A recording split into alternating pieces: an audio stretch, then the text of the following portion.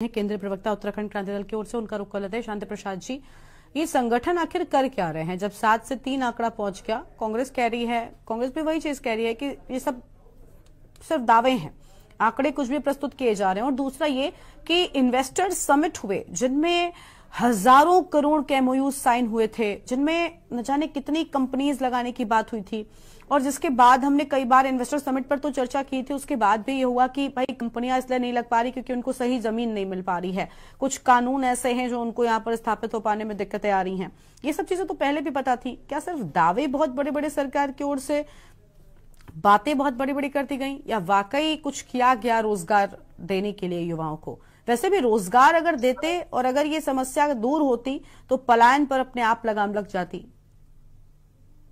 देखिए गरिमा जी, ये बात समझने वाली है कि भारतीय जनता पार्टी जो जुमलेबाज झूठे आंकड़े पेश करने में नंबर 1 है।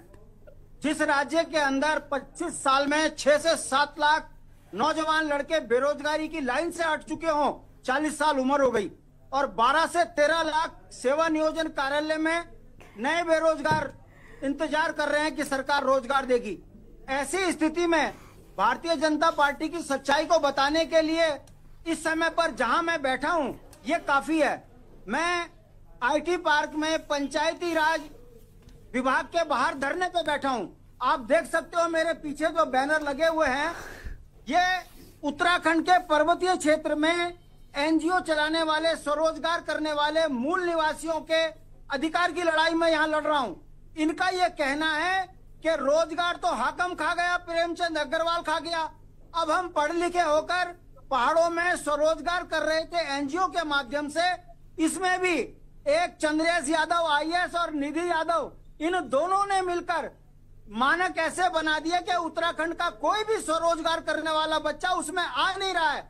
सतपाल महाराज और चंद्रेश यादव आईएएस मिलकर उत्तराखंड के मूल निवासियों के स्वरोजगार को बेचने में लगे हैं।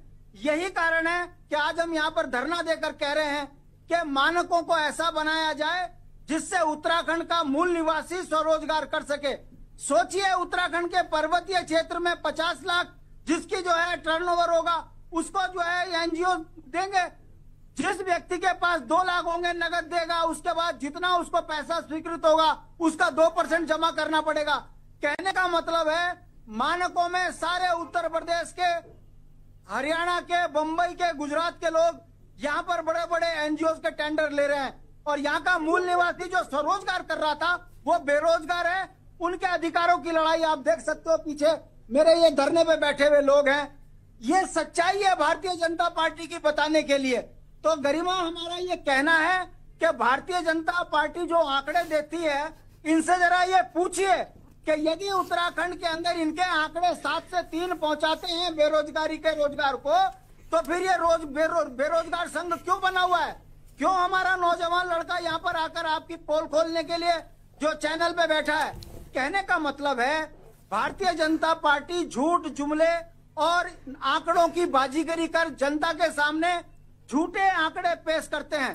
दिल्ली में बैठा एक जुमलेबाज वो झूठे आंकड़े देता है, और उत्तराखंड के मुख्यमंत्री उनका अनुसरण करते हुए पूरे उत्तराखंड की जनता की आंख में धूल झोंकने का काम करते हैं। हमारी जमीनी हकीकत यह है, पहाड़ खाली हो चुके हैं, रोजगार मिल नहीं रहा है, स्वरोजगार बाहर वालों को दिया जा रहा है। ठेकेदारी प्रथा खत्म करके इन्होंने बाहर के बड़े बड़े ठेकेदारों को काम दे दिया। जड़ी बूटियों पे रामदाव बैठ गया, खनन पे बाहर वाले बैठ गए, पानी हमारा उत्तर प्रदेश ले गया, पनबिजली परियोजनाओं में बाहर वालों के कब्जे हो गए। तो उत्तराखंड को मिल कहां से रहा है रोजगार? हाँ, इतना जरूर है कि मैंने अपने घर के बाहर अगर एक लौकी उगा दी तो इन्होंने कह दिया कि शांति प्रसाद भट्ट स्वरोजगार में भारतीय जनता पार्टी के माध्यम से करने लगा। कहने का मतलब है ये झूठ जुमले ज्यादा नहीं चलेंगे। भारतीय जनता पार्टी राजनीतिक बेईमान पार्टी है। इन्होंने उत्तराखंड के सारे संसाधन बाहर वालों को दे दिए। रोजगार देने की बजाय जो स्वरोजगार कर रहे थे उनके भी स्वरोजगार को छीनने का एक काम कर रही है। इससे बड़ा झूठ, इससे बड़ा जुमला भारतीय जनता पार्टी का नहीं हो सकता कि जब ये कहते हैं कि हमने उत्तराखंड में रोजगार, स्वरोजगार के साधन जुटाए हैं। सारी कंपनियां बाहर की हैं, जो कंपनियां ठीक थी वो बंद हो गई। कहने का मतलब है भाजपा के झूठ को जनता समझ चुकी है। आने वाले समय में इनको जरूर सबक सिखाएगी उत्तराखंड की जनता। बहरहाल उत्तराखंड की आर्थिक स्थिति बड़ी चरमराएगी। ठीक है सर, लौटेंगे आपके पास।